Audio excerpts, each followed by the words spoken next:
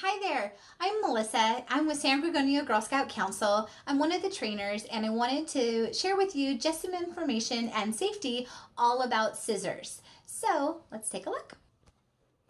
Here's just a few of my scissor collection. And yes, I truly do mean collection. I have so many different scissors because they all have a special purpose.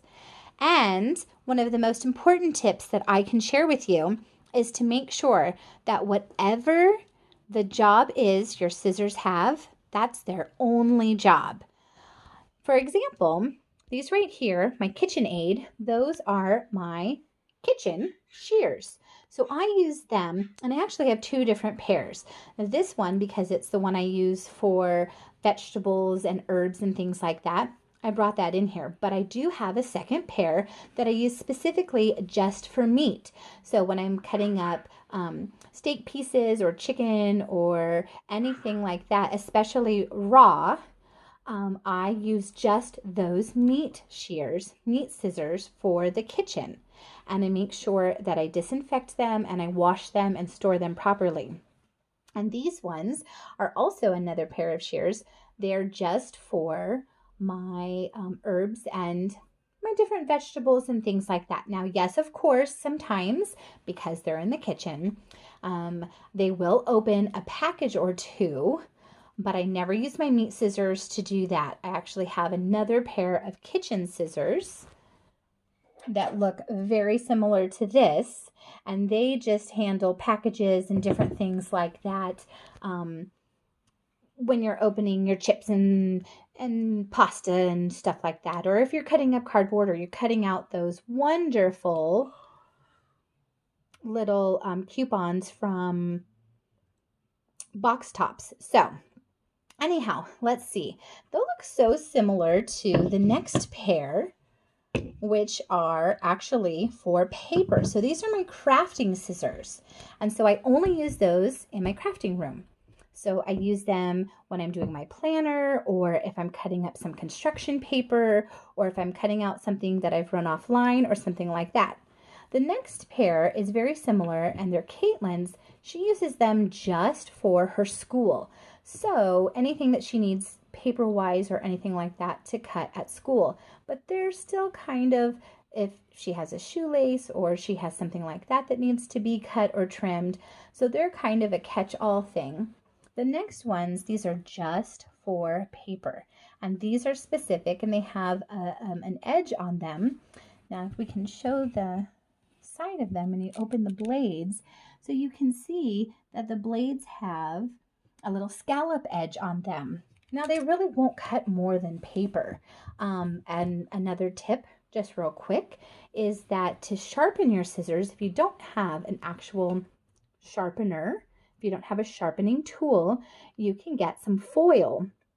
And this is really good to use with some of your recycled foil. So if you have any foil, before you recycle it, you can actually take, you can use your scissors and you can just cut through it. I usually try to remember to do about 30 to 50 times. And if you can slice through it, then that will help sharpen your scissors.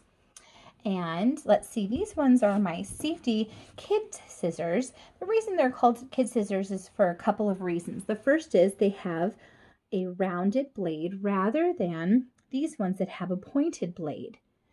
And so the round tip is so that it's a little more dull and that children that are being safe will not poke themselves. They also are a little bit smaller handle and a little bit shorter blade.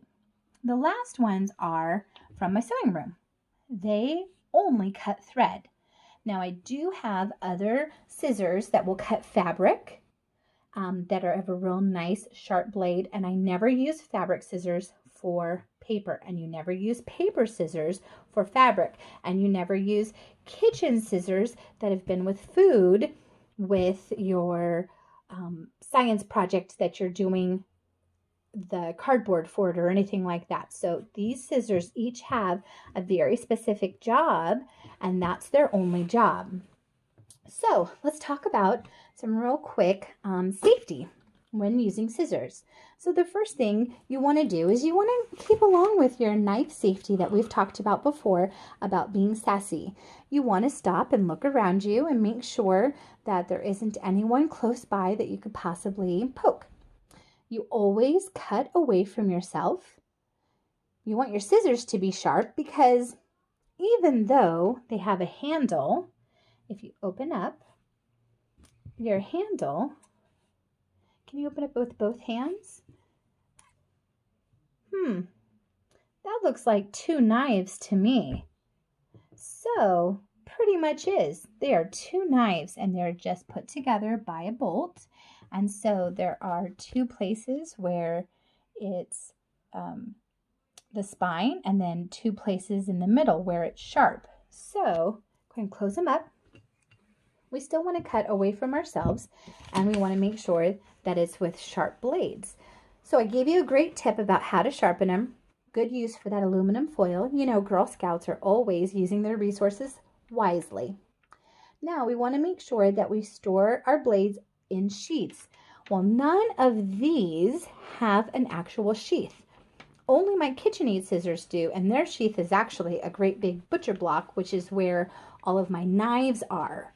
So the best place to do is to, if you have them like in a cup or something, let me get a cup here, then you want to store them with the tip down. And you think, oh, well, if I do that, won't it dull the tip? No, it won't. You would have to put some pressure or something like that on it for it to actually hit the tip or for the tip to go through.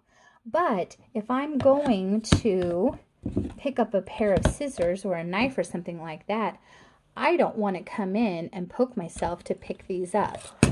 I want to pick them up by the handle because that's the proper way for us to hold them. So let's talk about that. When you're passing scissors to somebody, and when you're using your scissors, you want to hold them by the handle. But when you're passing scissors to somebody, you don't want to pass them to them. Oh no, what happens if I'm not looking? I could poke myself. So the proper way to pass scissors to somebody is to hold them by their blades, and then you hand them by the blades, and the handle is what the person who's grabbing them will take.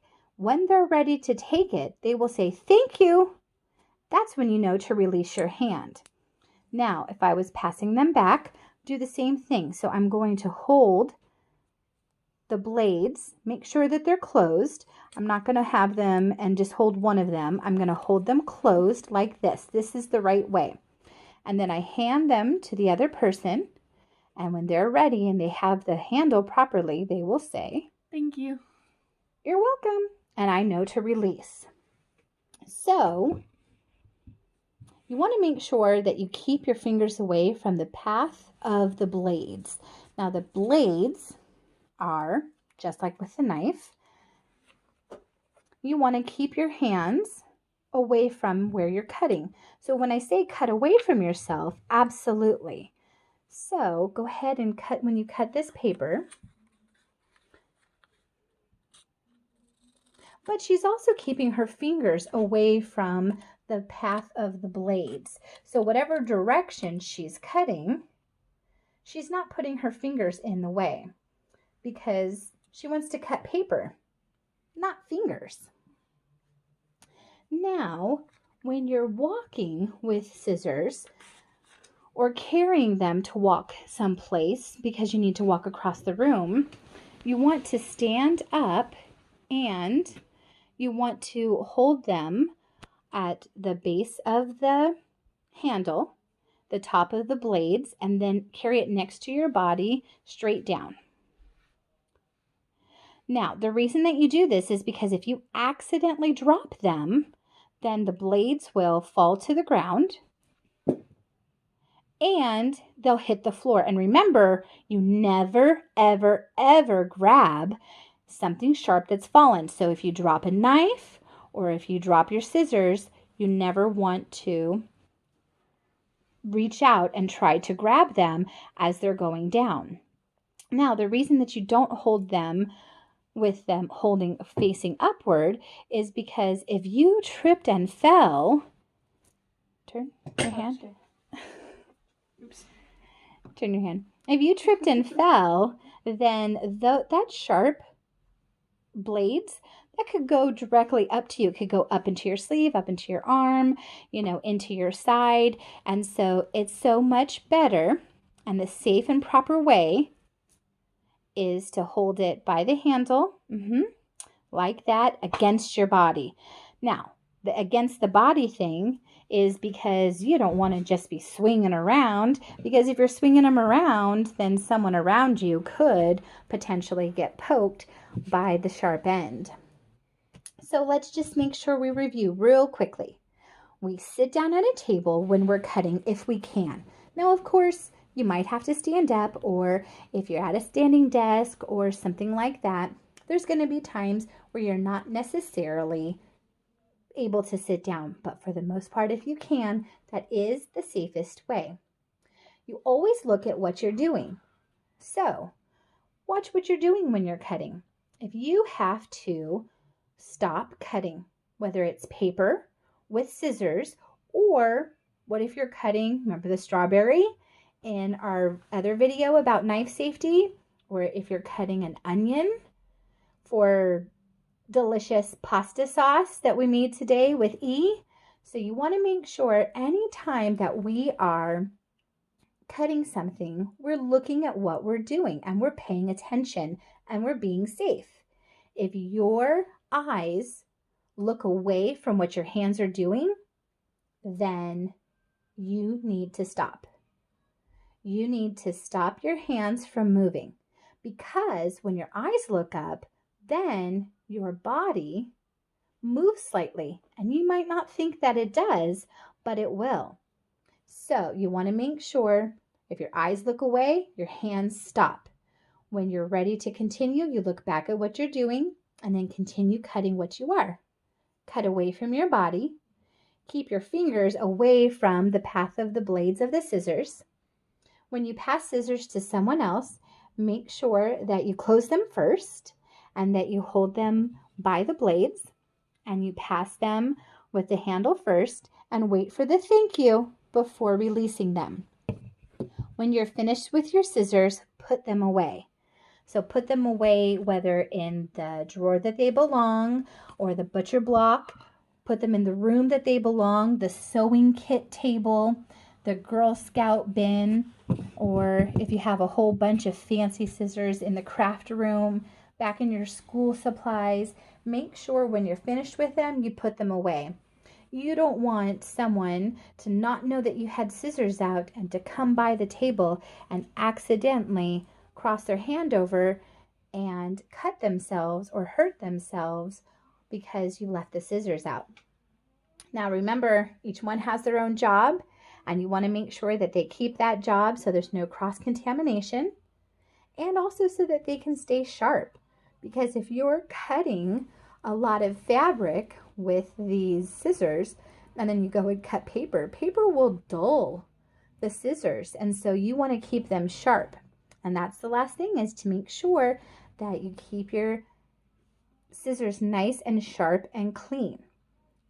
So thanks so much for visiting today about the safety of scissors, and go and make sure all of yours are nice and sharp and that they're in their proper place.